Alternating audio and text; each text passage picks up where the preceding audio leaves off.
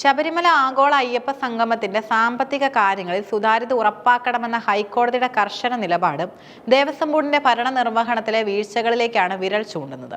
കേരളത്തിന്റെ ആത്മീയ ചരിത്രത്തിലെ വലിയൊരു ചുവടുവയ്പായി കൊട്ടി ആഘോഷിക്കപ്പെട്ട ആഗോള അയ്യപ്പ സംഗമം ഇന്ന് കോടതിയുടെ നിരീക്ഷണ വലയത്തിലാണ്.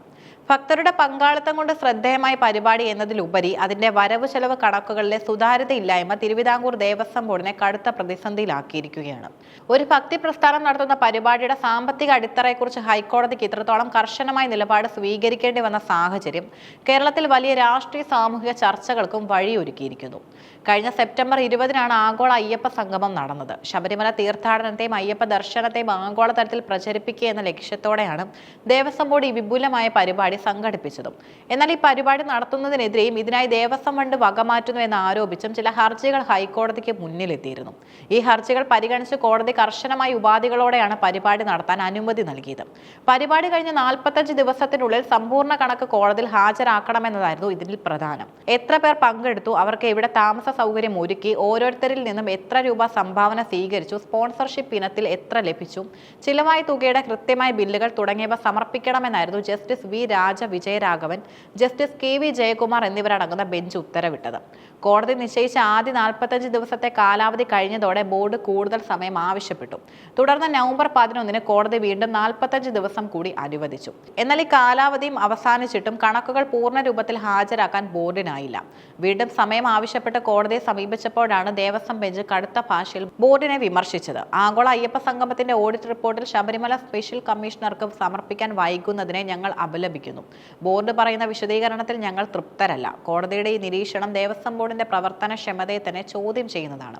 മനഃപൂർവ്വമായ വീഴ്ചയല്ലെന്ന് ബോർഡ് ആവർത്തിക്കുമ്പോഴും കണക്കുകൾ ഒളിപ്പിച്ചു വെക്കാനുള്ള ശ്രമമാണോ ഇതെന്ന് സംശയിക്കുന്നവരെ കുറ്റപ്പെടുത്താനുമാകില്ല. കണക്കുകൾ വൈകുന്നതിന് ബോർഡ് നിരത്തുന്ന നിരവധി കാരണങ്ങളുണ്ട്. പരിപാടിയുടെ നിർമ്മാണ പ്രവർത്തനങ്ങളും സജ്ജീകരണങ്ങളും ഏറ്റെടുത്ത Indian institute of infrastructure and construction കൃത്യസമയത്ത് ബില്ലുകൾ കൈമാറിയില്ല എന്നതാണ് ബോർഡിന്റെ പ്രധാന പരാതി. ഒരു പൊതുമേഖലാ സ്ഥാപനം എന്ന നിലയിൽ ഇത്തരം വീഴ്ചകൾ ഉണ്ടായത് ബോർഡിന്റെ നിയന്ത്രണത്തിലല്ലെന്നാണ് വക്കീൽ വാദിച്ചത്. സമർപ്പിച്ച ബില്ലുകളിൽ വ്യക്തതയില്ലെന്ന് കാണിച്ച ഓഡിറ്റർ ഫയലുകൾ തിരിച്ചയച്ചത് നടപടിക്രമങ്ങളെ വൈകിപ്പിച്ചു. പല ബില്ലുകളും പൊരുത്തപ്പെടാനാവാതെയാണെന്ന സൂചനയും ഇതുവഴി ലഭിക്കുന്നുണ്ട്. സെപ്റ്റംബറിൽ നടന്ന പരിപാടിയുടെ ചില ബില്ലുകൾ ലഭിക്കുന്നത് ഡിസംബർ അവസാനത്തോടെയാണെന്ന വാദം സാമ്പത്തിക അച്ചടക്കമില്ലായ്മയാണ് കാണിക്കുന്നത്. ദേവസ്വം ബോർഡ് എന്നത് ഭക്തരുടെ പണം കൈകാര്യം ചെയ്യുന്ന ഒരു പൊതു സ്ഥാപനമാണ്. ശബരിമലയിലെ കാണിക്കപ്പണം മുതൽ ഓരോ ചെറുകിട സംഭാവന വരെ കൃത്യമായി ഓഡിറ്റ് ചെയ്യപ്പെടേണ്ടതുണ്ട്. ആഗോള അയ്യപ്പ സംഗമം പോലുള്ള വമ്പൻ പരിപാടികളിൽ കോടികളുടെ ഇടപാടുകളാണ് നടക്കുന്നത്. ഇവിടെ കണക്കുകൾ വൈകുന്നത് ബോർഡിന്റെ വിശ്വസ്തതയെ തന്നെ ഇല്ലാതാക്കും. ഇന്ത്യയിലെയും വിദേശത്തെയും അയ്യപ്പ ഭക്തർ വലിയ തുകകൾ ഈ പരിപാടിക്കായി സംഭാവന ചെയ്തിട്ടുമുണ്ട്. ഈ തുക എങ്ങനെ വിനിയോഗിച്ചു എന്നറിയാൻ അവർക്ക് അവകാശവുമുണ്ട്. കോടതിയുടെ കടുത്ത നിലപാട് ഈ ഭക്തരുടെ താല്പര്യങ്ങൾ സംരക്ഷിക്കുന്നതിന് വേണ്ടിയുള്ളതാണ്.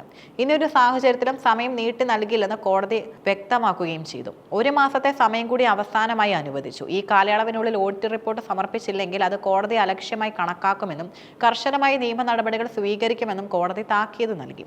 ശബരിമല സ്പെഷ്യൽ കമ്മീഷണർക്ക് റിപ്പോർട്ട് കൈമാറുന്നതിലെ കാലതാമസം ബോർഡ് ഉദ്യോഗസ്ഥരുടെ തൊപ്പി തെറിപ്പിക്കാൻ പോലും കാരണമായേക്കാം. ഈ സംഭവം ദേവസ്വം ബോർഡിന്റെ വരാനിരിക്കുന്ന മറ്റു വലിയ പരിപാടികളെയും ബാധിക്കും. കൃത്യമായ ഓഡിറ്റും സാമ്പത്തിക അച്ചടക്കവും ഇല്ലെങ്കിൽ ബോർഡിന്റെ അധികാരങ്ങളിൽ കോടതി കൂടുതൽ ഇടപെടാൻ സാധ്യതയുണ്ട്. കൂടാതെ ദേവസ്വം ബോർഡിലെ രാഷ്ട്രീയ നിയമനങ്ങളെക്കുറിച്ചും അഴിമതികളെക്കുറിച്ചുമുള്ള ആരോപണങ്ങൾക്ക് ഈ സംഭവം ശക്തി പകരുന്നു.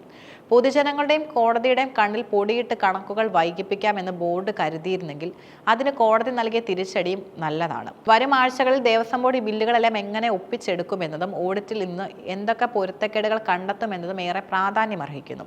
ഭക്തരുടെ മറവിൽ സാമ്പത്തിക ക്രമക്കേടുകൾ നടക്കുന്നു എന്ന ആക്ഷേപം കാലങ്ങളായി കേരളത്തിനുണ്ട്.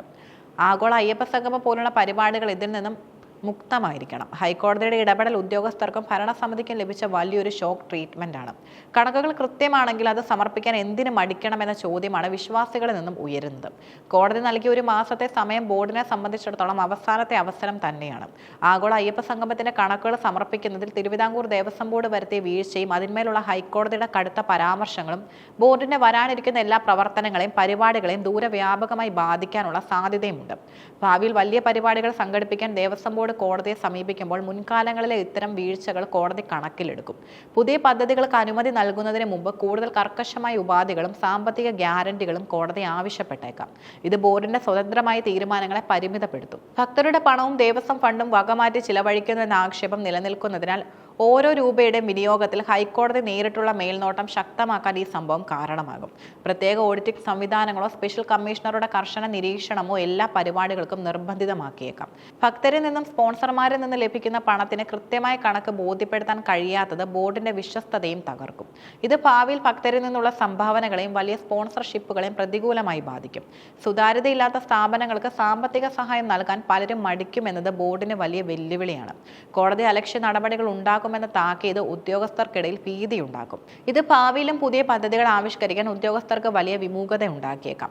കൂടാതെ IIIC പോലുള്ള പുറം ഏജൻസികളെ കരാറുകൾ ഏൽപ്പിക്കുമ്പോൾ കൂടുതൽ ജാഗ്രത പുലർത്താൻ ബോർഡ് നിർബന്ധിതരാകും. ചുരുക്കത്തിൽ ആഗോള അയ്യപ്പ സംഗമത്തിലെ കണക്കില്ലായ്മ ദേവസ്വം ബോർഡിന്റെ ഭരണ നിർവഹണത്തിന് മേൽ കോടതിയുടെയും പൊതുജനങ്ങളുടെയും നിരീക്ഷണം 10 മടങ്ങ് വർദ്ധിപ്പിക്കാനും ഇടയാക്കും.